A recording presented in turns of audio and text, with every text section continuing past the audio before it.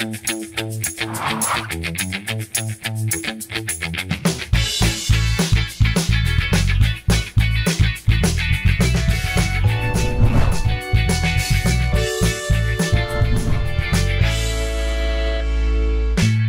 আলাইকুম, শুভেচ্ছা প্রিয় দর্শক, স্বাগত জানাচ্ছি সালাম স্টিল স্ট্রেট কাটের আয়োজনে। দীপ্তি চৌধুরীর সাথে আছি আপনাদের, আর আজকে আমার সঙ্গে স্ট্রেট কাট প্রশ্নের মুখোমুখি হচ্ছেন বিএনপি জাতীয় নির্বাহী কমিটির সদস্য জনাব হুম্মাম কাদের চৌধুরী। ভাই আসসালামু আলাইকুম, স্বাগতম আপনাকে। আসসালামু আলাইকুম। কেমন আছেন? আলহামদুলিল্লাহ ভালো আছি, দিনকাল আস্তে আস্তে করে বেটার হচ্ছে। এই ভালো লাগা বা ভালো থাকা নিয়ে শুরু করতে চাই। নতুন বাংলাদেশ নিয়ে নিশ্চয়ই অনেক স্বপ্ন ছিল, এবং 5ই আগস্টের আগে আপনাদের জীবন যেমন ছিল তার পরের জীবন নিশ্চয়ই একেবারে আলাদা। নতুন বাংলাদেশকে কেমন দেখছেন আসলে?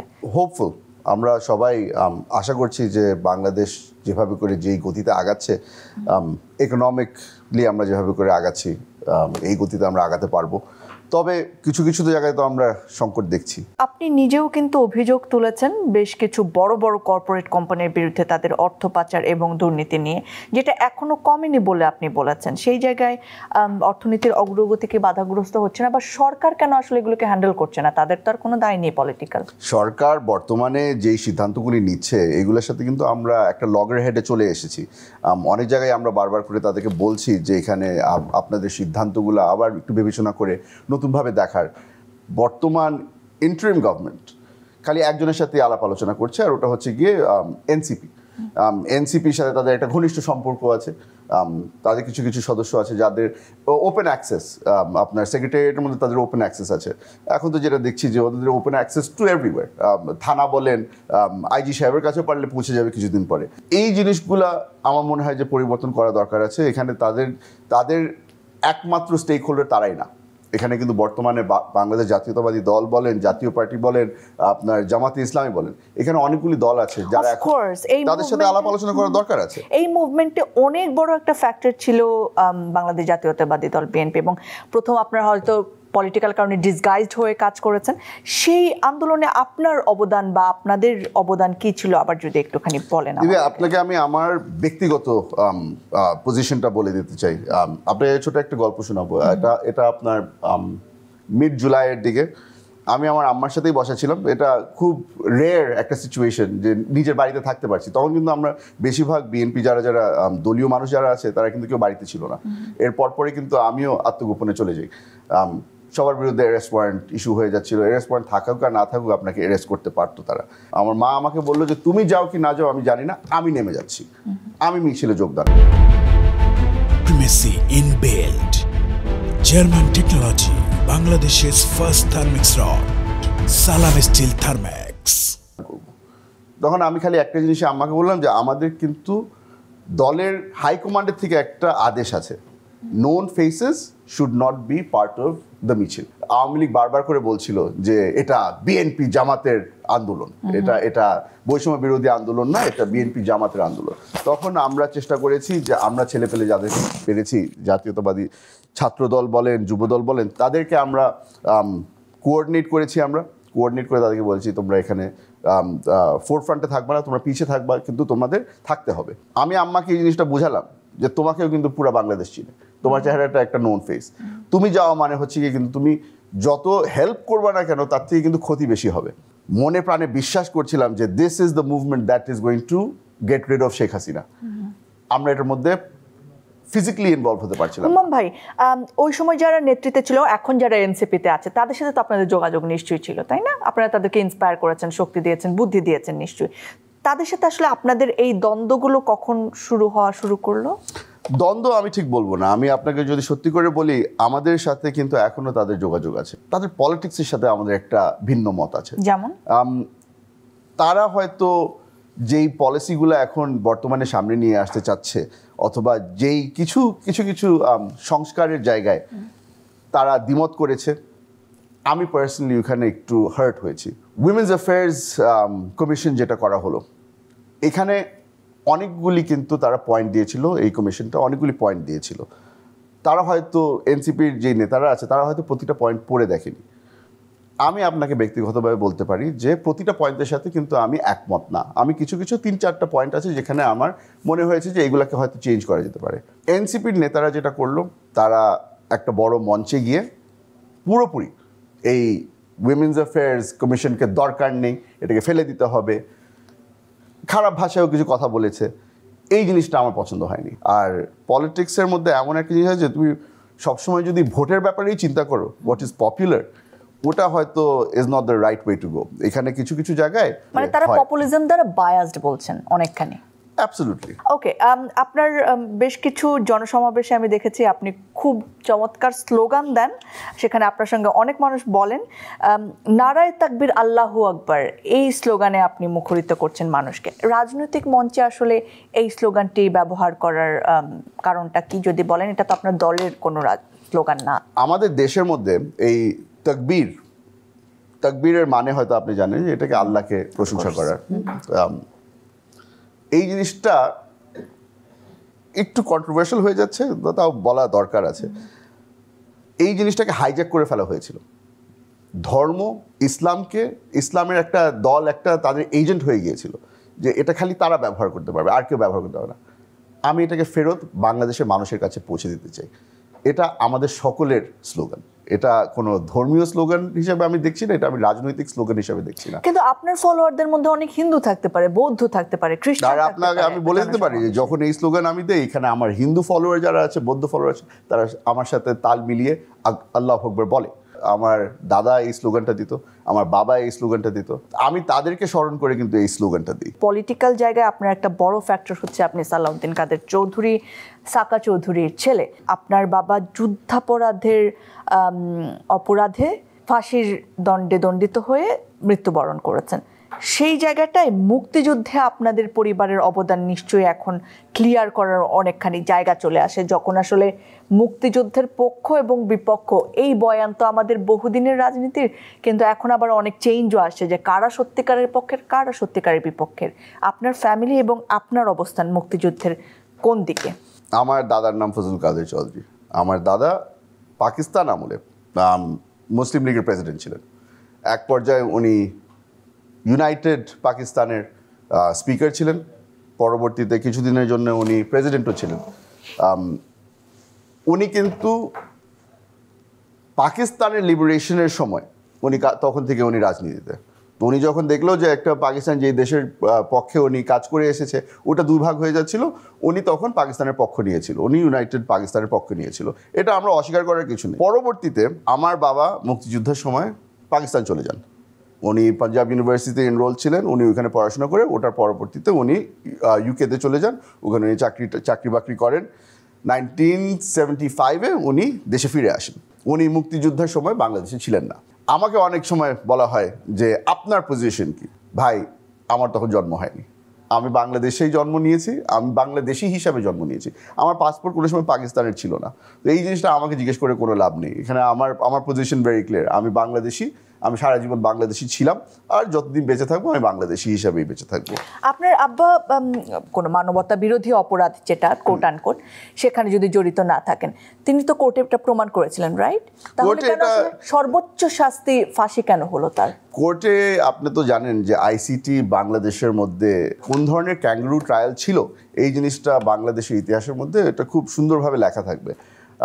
আমাদের ট্রাইব্যুনালের যে বিচারকরা ছিল তারা কোনো সময় এভিডেন্স শুনতে চাননি, তারা কোনো সময় এভিডেন্স গ্রহণ করতে চাননি। আমরা যখনই এভিডেন্স দিতে চেয়েছিলাম ওরা বারবার করে বলেছে এটা আপাতত নেওয়া যাচ্ছে না। তো এই জিনিসটা যখন আমরা বারবার করে বাধাগ্রস্ত হলাম, আমরা তখনই বুঝে গিয়েছিলাম যে এখানে আমাদের বিচার পাওয়ার কোনো স্কোপ নেই। আমরা যেটা করতে চেয়েছি আর যেটা করতে সক্ষম হয়েছি ওটা হলো গিয়ে আমরা আমাদের দালিলিক প্রমাণ যেগুলি আছে ওগুলো আমরা দিয়ে দিয়েছি। এখন এই জিনিসটা যদি কোনো সময় রিট্রায়ালে আসে তাহলে কিন্তু বারবার এটা খুব সুন্দরভাবেই প্রমাণ হয়ে যাবে যে সালাউদ্দিন কাদের চৌধুরী তখন দেশে ছিলেন না। তবে আমাদের তৎকালীন প্রধানমন্ত্রী শেখ হাসিনা, ওনার একটা সিদ্ধান্ত আগে থেকে নেওয়া হয়েছিল যে এটাকে সালাউদ্দিন কাদের চৌধুরীকে হত্যা করা হবে। এটা কি কোনো ব্যক্তিগত শত্রুতা? ফ্রন্টলাইন পলিটিক্স অথবা যারা মাঠ পর্যায়ে পলিটিক্স ভালো করতো, যারা অর্গানাইজেশনালি ভালো ছিল, তাদেরকে কিন্তু আগে থেকেই সরিয়ে দেওয়া হয়েছে। সালাউদ্দিন কাদের চৌধুরী বলেন, ইলিয়াস আলী বলেন, নাসিরউদ্দিন পিন্টু বলেন, এখানে কিন্তু বড় নেতা যারা যারা মাঠ পর্যায়ে খুব সাকসেসফুল ছিলেন তাদেরকে কিন্তু আগে থেকে সরানো হয়ে গিয়েছে। সালাউদ্দিন কাদের চৌধুরীকে ফাঁসি দেওয়া হলো, নাসিরউদ্দিন পিন্টু সাহেবকে হত্যা করা হলো জেল কারাগারের ভিতরে, এবং ইলিয়াস আলী সাহেবকে তো আপনারা জানেন ওনাকে গুম করা হয়েছে। রাষ্ট্রপক্ষের প্রমাণ আসলে কি ছিল আপনার বাবার বিরুদ্ধে? রাষ্ট্রপক্ষের প্রমাণ ছিল, এখানে অনেকজন বলেছে যে আমি 2 মাইল দূরে থেকে দেখেছি, আমি শুনেছি। এখানে আপনারা হয়তো জানেন যে আমাদের ট্রাইব্যুনালের মধ্যে একটা নতুন আবিষ্কার হয়েছিল, ট্রিপল হিয়ারসেকে তারা এভিডেন্স হিসাবে গ্রহণ করছিল, যে আপনি শুনেছেন যে ওটা বড় বিষয় না, আপনাকে বলা হয়েছে সে অন্য জায়গা থেকে শুনেছে। তো এই জিনিসগুলোকে তারা প্রমাণ হিসাবে ধরে আমার বাবাকে হত্যা করলো। Primacy in build. German technology. Bangladesh's first thermix rod. Salam Steel Thermax. আর খালি ওই জায়গাটাই আমি আইসিটি খালি তাকে দোষারোপ করব না, এখানে আমাদের সুপ্রিম কোর্টেরও একটা খুব বড় রোল ছিল। এখানে আপনি জানেন যে স্কাইপ কেলেঙ্কারির সময় কিন্তু চিফ জাস্টিস, তখনের চিফ জাস্টিস পর্যন্ত বলছিল যে তাড়াতাড়ি আমাদেরকে রায় দিয়ে তাদেরকে তাড়াতাড়ি সুপ্রিম কোর্টে পাঠাতে হবে, আর আপনার পুরস্কার হবে যে আপনি যদি রায়টা সুন্দরভাবে দিতে পারেন আপনাকেও আমরা সুপ্রিম কোর্টে নিয়ে আসবো। তো এই জিনিসগুলো সব কিছু মানুষজনের চোখের সামনে হয়েছে, কিন্তু আমাদের কিছু করার ছিল না। শুধু আপনার বাবা না, যুদ্ধাপরাধে যারা এরকম ফাঁসির দণ্ডে দণ্ডিত হয়েছেন, মৃত্যুবরণ করছেন, তাদেরকে শহীদ বলেছেন। যেই মঞ্চে আমি দাঁড়িয়েছিলাম সেই মঞ্চের মধ্যে কিন্তু ওই প্রোগ্রামটাই করা হয়েছিল শহীদদের জন্য, যারা বিএনপির ছাত্র দলের অনেক নেতাকর্মী আছে যাদেরকে হত্যা করা হয়েছিল, যাদেরকে গুম করা হয়েছিল। আমি যখন বলেছিলাম, আর আমার স্পেসিফিক আমার ওয়ার্ডিংটা ছিল যে এই আওয়ামী লীগ যেই দিন ক্ষমতা ছেড়ে যাবে তারা বাড়িতে একা ফিরে যেতে পারবে না, যদি যেতে চায় তাহলে প্রতিটা শহীদের বাড়িতে ক্ষমা চেয়ে তারা বাড়িতে যাবে। আমি কিন্তু শহীদ তাদেরকে ডেকেছিলাম। আমি কোনো সময়, আজ পর্যন্ত আপনি যদি আমাকে জিজ্ঞেস করে থাকেন, আমি কিন্তু আমার বাবাকে কোনো সময় শহীদ ডাকি না, এটা আমি জনগণের উপরে ছেড়ে দিয়েছি। জনগণ ঠিক করে দিবে যে আমার বাবা শহীদ ছিল কি ছিল না, জনগণ ঠিক করে দিবে জামাতে ইসলামীর যে নেতাদেরকে ফাঁসি দেওয়া হয়েছে তারা শহীদ ছিল কি ছিল না। আপনার বাবা খুবই স্পষ্টবাদী মানুষ ছিলেন। তিনি একটি বক্তব্যে বলছিলেন, জনাব তারেক জিয়া আপনাদের ভারপ্রাপ্ত চেয়ারম্যান এবং সম্মানিত চেয়ারম্যান বেগম খালেদা জিয়া সম্পর্কে, যে আগে কুকুর লেজ নাড়াতো এখন লেজ কুকুর নাড়ায়, মানে জনাব তারেক রহমান যখন রাজনীতিতে আস্তে আস্তে ইনভলভ হচ্ছেন, কিন্তু তিনি এখন নেই, জনাব তারেক রহমানের নেতৃত্বে আপনি এখন রাজনীতি করছেন, তার নেতৃত্ব আপনি কেমন দেখছেন? যেই জিনিসটাকে নিয়ে বিতর্ক হয়েছিল ওই জিনিসটা কিন্তু my father has paid the price. ওটা আমার বাবাকে বহিষ্কার করা হয়েছিল, পরে আবার তাকে দলে ফিরিয়ে আনা হয়েছে, he has paid the price. এই জিনিসটা এখনও অনেকটা হচ্ছে যে যেই মানুষটা কোনো দলের বিরুদ্ধে কোনো কথা বলে থাকে আমরা কিন্তু তাদেরকে পানিশ করছি, তার যদি পানিশমেন্টটা মনে করি যে ইনাফ পানিশমেন্ট হয়েছে তাদেরকে আমরা ফিরিয়েও নিচ্ছি। তারেক রহমান সাহেব এত দূর থেকে যেই সিদ্ধান্তগুলি নিয়েছে, ওই সিদ্ধান্তর কারণে কিন্তু আজকে আমরা এখানে, আমি আপনাদের সামনে এখানে বসে ইন্টারভিউ দিতে পারছি, যদিও এনসিপি বলে তাদের জন্য। এখন আপনি যদি চিন্তা করে দেখেন গত 16 বছর ধরে যেই চেতনার ব্যবসা চলেছে, আমরা 71-এর পক্ষে কি পক্ষে না, আমরা যদি এখন এনসিপিকে নিয়ে যদি কোনো আলাপ করি, যদি আমরা কোনো কোয়েশ্চেন করি, তাহলে কিন্তু ইমিডিয়েটলি আমাদেরকে বলা হয় যে তোমরা তো তাহলে জুলাই অগস্টের বিপক্ষের মানুষ। চেতনা ব্যবসা কি আবার শুরু হয়ে গিয়েছে? এখনো কি আমরা একই জায়গায় রয়ে গেলাম? তাহলে আমরা বাংলাদেশ কিন্তু অতটা এগিয়ে যায়নি, যতটা আমরা মনে করেছিলাম এগিয়ে গিয়েছে ততটা এগিয়ে যায়নি। আমরা চাচ্ছি যে অন্তত তারেক রহমান সাহেবের নেতৃত্বে আমরা আসলে একটা নতুন বাংলাদেশ দেখতে পারবো, আর এই ধরনের নোংরা রাজনীতি থেকে আমরা বের হয়ে আসতে পারবো। ওকে, এনসিপি কি তাহলে আওয়ামী লীগের নোংরা রাজনীতিরই ধারক বাহক মনে করছেন? এনসিপি তো 16 বছর ধরে, অথবা যারা বর্তমানে এনসিপিতে আছে তারা তো 16 বছর খালি আওয়ামী লীগের রাজনীতিই দেখেছে, আর আওয়ামী লীগের রাজনীতি একটা নোংরা রাজনীতি ছিল। তো এই জিনিসটা আমার মনে হয় যে তারা যদি আস্তে আস্তে করে আমাদের রাজনীতিও দেখতে পায়, তারা যদি দেখতে পারে যে আসল রাজনীতি কীরকম হওয়া উচিত, তাহলে হয়তো তারা এই মাইন্ডসেট থেকে বের হয়ে আসতে পারবে। তারা যদি কোনো সময় মনে করে যে আমাদের অ্যাডভাইস দরকার, আমরা অ্যাডভাইস করতে রাজি আছি। কি হতে পারে মনে করেন? কেন না তারা, আমি একটা জিনিস মনে প্রাণে বিশ্বাস করি যে আমরা বিএনপি একটা সেন্টার রাইট পলিটিক্সে বিশ্বাস করে, এনসিপি যতদূর আমরা দেখতে পেরেছি সোফার তারাও কিন্তু সেন্টার রাইট পলিটিক্সেই বিশ্বাস করে। এই জায়গাটা তো আমরা একটা কমন গ্রাউন্ড তো পেয়েছি। হোয়াট অ্যাবাউট জামাতের সাথে তো আপনার যুগপৎ আন্দোলন করেছেন নানা সময়, জোট বাঁধার ব্যাপারে? আমার সাথে জামাতের অনেক নেতার সাথে খুব ভালো সম্পর্ক ছিল, তাদেরকে আমি খুব হাইলি রেসপেক্টেড পলিটিশিয়ান হিসাবে দেখতাম, এখনও দেখি। তারা এখন আর এই দুনিয়াতে নেই। নতুন জামাত যারা আছে তাদের সাথে আমার ওইরকম সম্পর্ক নেই, আর তারা যে ডিসিশনগুলি নিচ্ছে দেখে মনে হচ্ছে যে তাদের সাথে আমাদের জোট করাটা অত ইজি হবে না। আমার মনে হয় না, ব্যক্তিগতভাবে বলছি, আমি জানি না আমার পার্টি চেয়ারম্যান হয়তো একদিন সিদ্ধান্ত দিতে পারে যে আমরা হয়তো আবার জোট করব, কিন্তু আমি যেটা দেখতে পাচ্ছি, আমি যেটা মনে করছি যে তাদের সাথে বোধহয় আমাদের জোট করাটা সম্ভব হবে না। আপনি নিজেও নানা নির্যাতনের শিকার হয়েছেন, 7 মাস আপনি গুম ছিলেন, কিভাবে কোথা থেকে আপনাকে কারা নিয়ে গেল, সেখানে যাওয়ার পর আপনি কি ইনফরমেশন পেলেন, আপনি কি জানতেন কিনা কতদিন আপনি বন্দী থাকবেন, কোন অপরাধে আপনি আছেন বা আদৌ আপনি মুক্তি পাবেন, ছোট্ট করে যদি বলেন। আমার অপরাধ দুটো ছিল, একটা হলো গিয়ে আমি সালাউদ্দিন কাদের চৌধুরীর ছেলে, দ্বিতীয় হচ্ছে গিয়ে আমি বিএনপি করি। এই দুটো অপরাধের কারণেই, এর থেকে বেশি তো আর কিছু আমি তো এখন পর্যন্ত দেখি না। আমার বিরুদ্ধে কোনো মামলা ছিল না, তখন মামলা ছিল না, পরবর্তীতে মামলা হয়েছে। এখন এই জিনিসের জন্য আমি ইউনূস সরকারকে ধন্যবাদ জানাতে চাই। ওনাদের কারণে আমি জানতে পেরেছি যে আমি 7 মাস কোথায় গুম ছিলাম। Where is it? It was within cantonment. এটা অরিজিনাল আয়নাঘর, যে জিনিসটা আমরা এখন জানতে আপনি পারি। কি পরে গেছেন আবার ওই জায়গায়? ইউনূস সাহেবের সাথে আমি গিয়েছিলাম ওখানে। আপনাদেরকে বলে রাখি, I am very proud of one thing. যেই সেলের মধ্যে আমাকে রাখা হয়েছিল, ওই সেলের মধ্যে প্রথমে কিন্তু তারেক রহমান সাহেবকে রাখা হয়েছিল 11টার সময়। তখন এই আয়নাঘর ছিল জয়েন্ট ইন্টারোগেশন সেল। কোন উপায়ে আসলে আপনি ছাড়া পেলেন? কোন উপায় ছাড়া পেয়েছি এটা আমি বলতে পারবো না। আমি একটা জিনিস জানি যে আমার জন্য তদবির কম মানুষ করেনি।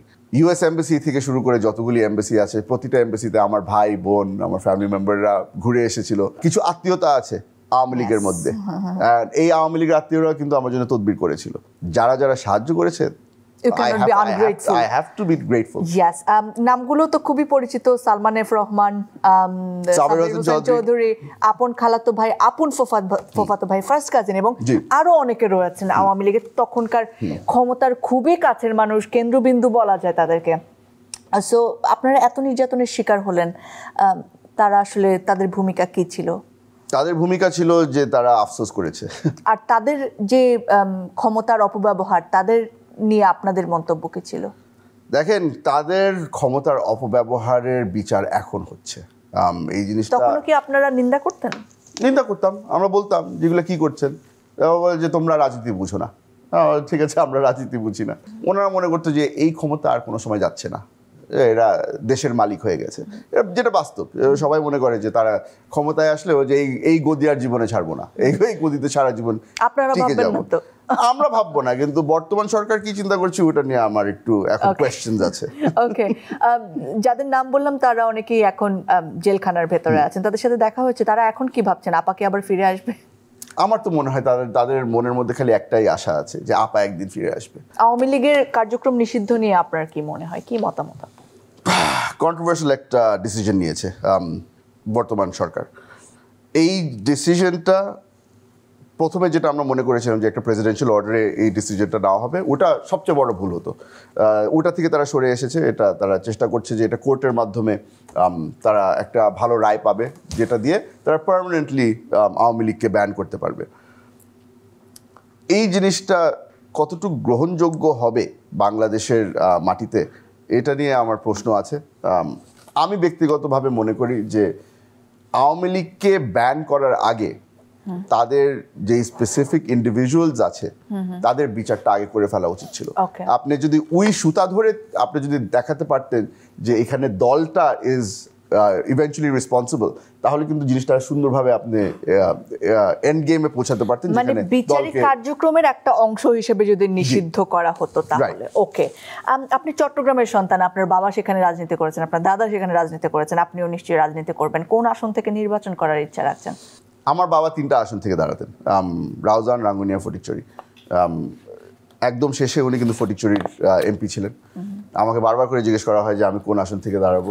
আমি এই জিনিসটা আমার এখন অভিভাবক যিনি তারেক রহমান সাহেব, আমি ওনার উপরে ছেড়ে দিয়েছি। উনি যেখান থেকে বলবে সেখান থেকে দাঁড়াবো। এলাকায় জানতো? প্রতিটা এলাকায় চাই। কেমন ভালোবাসা পান? আলহামদুলিল্লাহ। যখন এনসিপিকে তরুণদের রাজনৈতিক দল বা তরুণদের রাজনীতি একটা কি বলবো তৈরি করা হয় বয়ান, সেই জায়গায় বিএনপিকে অনেকেই বুড়াদের রাজনীতির দল বলেন। আপনারা অনেকেই তরুণরা এগিয়ে এসেছেন, আপনাদের বাবারা ছিল, আবার আপনারা একটা নতুন প্রজন্ম আসছেন, আপনি জনাব ইশরাক হোসেন সহ আরও অনেকে। তরুণদেরকে কতটা প্রায়োরিটি দেয় বিএনপি, বা আপনারা কতটা ভয়েস আপনাদের রাখতে পারেন সেই জায়গায়? আমার পুরা দল এখন একই সুরে ইশরাকের জন্য লড়াই করছে। আপনি এটাতেই আপনি বুঝতে পারেন যে আমাদেরকে কতটুকু প্রায়োরিটি দেওয়া হচ্ছে। হ্যাঁ, আমাদের দলের অভিজ্ঞতা অনেক, আমি বলবো না আমরা বুড়াদের দল, আমাদের দলের অভিজ্ঞতা অনেক। যেই অভিজ্ঞতাটা আমার মনে হয় যে এনসিপি ইজ ল্যাকিং, তাদের এটা খুব প্রয়োজন। তারা যদি একটু কিছু বয়স্ক সিনিয়র মেম্বারসদেরকে যদি নিতে পারতো, তারা যদি অ্যাডভাইজারি রোল হিসেবে যদি নিতে পারতো না, তাহলে আমি মনে করতো যে they would do a much better job. আমার বাবা নেই, এখন আমার স্থায়ী কমিটির মেম্বাররা যে ধরনের ট্রেনিং আমাদেরকে দিচ্ছে, এই জিনিসটা হয়তো আমার বাবা আমাকে দিতে পারতো। তো আই এম ভেরি গ্রেটফুল যে আমি এমন একটা দলের মধ্যে আছি যেখানে আমার সিনিয়র মেম্বাররা আমাকে সন্তান হিসাবে দেখে, এবং আমার দলের প্রধান আমাদেরকে প্রায়োরিটি দেয়, কারণ আমার দলের প্রধান কিন্তু আমাদের এইজ ব্র্যাকেটের মধ্যে পড়ে গেছে, উনিও তরুণ। চট্টগ্রাম নিয়ে আপনার পরিকল্পনা কি, ভয় কি, আশা কি? করিডোর ব্যাপারটায় আগে আসি। কার সাথে আলাপ করে এই করিডোর দেওয়া হচ্ছে এটা আমরা এখনো জানতে পারলাম না। আমাদের সাথে তো কোনো কথা। Primacy in build. German technology. Bangladesh's first thermix rod. Salam Steel Thermex. হয়নি। বাংলাদেশের জনগণ কি চায় অথবা তাদের সিদ্ধান্তর মধ্যে রিপ্রকাশনস কি হবে, এগুলো নিয়ে কোনো আলাপ আলোচনা হয়নি। দেশি মানুষ বলে না কইসি তো কইসি, এই জিনিসটা থেকে তো তাদের সরে দাঁড়াতে হবে। ডক্টর ইউনূস তো আপনার এলাকার মানুষ, কেমন জনপ্রিয়তা তার এলাকায় তার আছে? ডক্টর ইউনূস ব্যক্তি হিসাবে এক্সট্রিমলি পপুলার। আপনারা তাকে, আপনি খালি চট্টগ্রামে না, আপনি ফরিদপুরে নিয়ে যান, আপনি তাকে টঙ্গিপাড়ায় নিয়ে যান, টঙ্গিপাড়ায়ও দেখবেন যে তার একটা ফ্যান ফলোয়িং আছে। However interim government is a different entity altogether. এটা কিন্তু আপনার তুলে ধরতে হবে যে এখানে ইউনূস সাহেব ব্যক্তি এবং ইন্টারিম গভর্নমেন্ট আলাদা জিনিস। ইন্টারিম গভর্নমেন্টের সিদ্ধান্তগুলোর মধ্যে আমি দ্বিমত জানাচ্ছি। ইউনূস সাহেব ওনার অ্যাডভাইজারি কাউন্সিল যারা আছে তাদের সাথে আলাপ আলোচনা করে সিদ্ধান্ত নিয়ে ফেললো যে আমরা করিডোর দিতে চাই।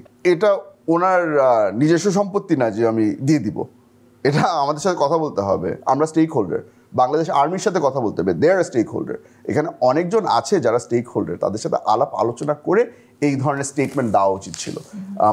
চট্টগ্রামের অ্যাগেন আরেকটা বড় ডিসিশন নেওয়া হয়েছে যে চট্টগ্রামের পোর্ট তারা বিদেশি একটা কোম্পানিকে দিয়ে দিবে, যেখানে আমাদের নিজস্ব কিছু দেশি কোম্পানি আছে who are more than capable to do the same service and keep this money in Bangladesh. আপনি এখন বলতে চাচ্ছেন যে একটা বিদেশি কোম্পানিকে আমি আরও বেশি টাকা দিয়ে, হ্যাঁ তাদের হয়তো ইকুইপমেন্ট বেটার হতে পারে, তাদের হয়তো সার্ভিস বেটার হতে পারে, আমি টেকনিক্যালিটিতে যাচ্ছি না, আমি খালি বলবো যে আমাদের ন্যাশনাল প্রাইড হিসাবেই আমাদের হয়তো প্রাধান্য দেওয়া উচিত ছিল দেশি কোম্পানিদেরকে। বাংলাদেশে যখন বলা হয় যে যুদ্ধাপরাধীদের গাড়িতে বাংলাদেশের পতাকা উড়িয়েছে, তাদেরকে মন্ত্রী বানানো হয়েছে, তখন আসলে আপনার বাবাকেই ইন্ডিকেট করা হয়। সো ভবিষ্যৎ বাংলাদেশে আসলে আমাদের মূল চেতনার জায়গাটি কি হবে? চেতনা তো আমাদের লাগবেই, চেতনা বিক্রি হয়তো আমরা করব না, কিন্তু এক হওয়ার জন্য আমাদের কোন চেতনা দরকার বলে মনে করেন আপনি? আপনি মুক্তিযুদ্ধ থেকে কোনো সময় সরে আসতে পারবেন না। যেই জিনিসটা বলা হচ্ছে যে আমরা নতুন মুক্তিযোদ্ধা করেছি, আমরা নতুনভাবে দেশকে মুক্ত করেছি, না, আমরা দেশকে মুক্ত করিনি। আমরা দেশকে আওয়ামী লীগ থেকে মুক্ত করেছি, আমরা দেশকে মুক্ত করিনি। আপনার 1971 ইন্ডিপেন্ডেন্সকে কেউ যদি কোনোভাবে খাটো করতে চেষ্টা করে, তাহলে তার বিরুদ্ধে দেশদ্রোহীর মামলা করা উচিত। শেখ মুজিবুর রহমানের রোল মুক্তিযোদ্ধার সময় ওয়াজ এ প্রমিনেন্ট রোল।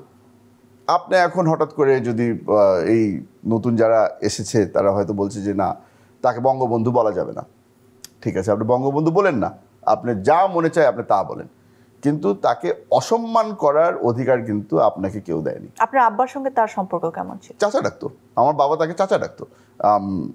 এই জিনিসটা ওনার ওই আনফিনিশড বায়োগ্রাফি যেটা আছে ওটার মধ্যে অনেকবারই লেখা আছে যে ফজল কাদের চৌধুরীকে উনি চৌধুরী সাহেব ডাকতো। ফজল কাদের চৌধুরী সাহেব তার নেতা ছিলেন, তার পিছন সে দিল্লি গিয়েছেন, পাকিস্তান গিয়েছেন। মানে আপনার দাদা? আমার দাদা। এখন একটা পারিবারিক সম্পর্ক ছিল, বাট নট জাস্ট দ্যাট। আমি আপনাকে, সম্পর্কটা খারাপ হলো কখন আসলে? যখন বিএনপি করা শুরু? কোনো সময় খারাপ ছিল না। তাহলে ফাঁসিতে ঝুলতে হলো কেন আপনার বাবাকে?